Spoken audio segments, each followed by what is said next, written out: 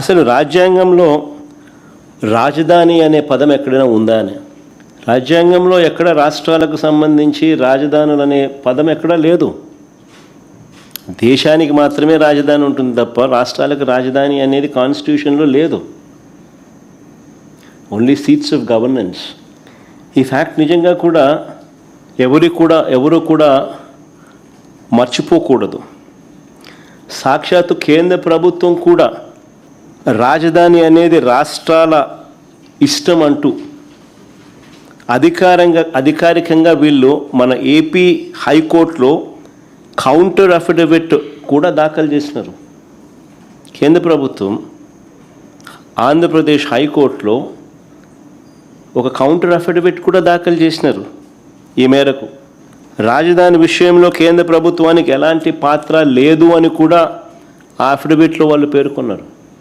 మన కళ్ళ ఎదుటే 2000 సంవత్సరంలో కేంద్రం కొత్తగా 2000 సంవత్సరంలో ఉత్తరాఖండ్, జార్ఖండ్, ఛత్తీస్గఢ్ రాష్ట్రాలను కేంద్రము తీసుకొచ్చింది. మన కళ్ళ ముందని 2000 సంవత్సరంలో ఆ రాష్ట్రాలకు రాజధానులు ఎలా వచ్చాయి? కేంద్రం ఏదైనా డిసైడ్ చేసిందా? కేంద్రం నిర్ణయించలేదే. ఆయా రాష్ట్రాలు వాళ్ళు నిర్ణయించుకున్నారు. మరి ఎవరికి వర్తించింది? మరి 7 ఏళ్ళుగా నేను చంద్రబాబు నాయుడు గారిని అడుగుతా ఉన్నా, మరి 7 ఏళ్ళుగా మీరే ముఖ్యమంత్రిగా ఉండి మొదటి టర్మ్ 5 సంవత్సరాలు, తర్వాత ఇప్పుడు 2 సంవత్సరాలు, మరి 7 ఏళ్ళు మీరే ముఖ్యమంత్రిగా ఉండి 1,00,000 ఎకరాల అమరావతిలో ఇంతవరకు కట్టింది ఎంత?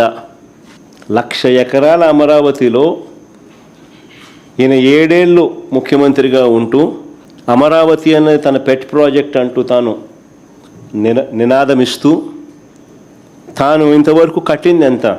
నిజంగా సెల్ఫ్ ఫైనాన్స్ ప్రాజెక్ట్ అయ్యిందా ఇది? నిజంగా అమరావతి అని సెల్ఫ్ ఫైనాన్సా? ఈయన డబ్బా కొట్టినట్టుగా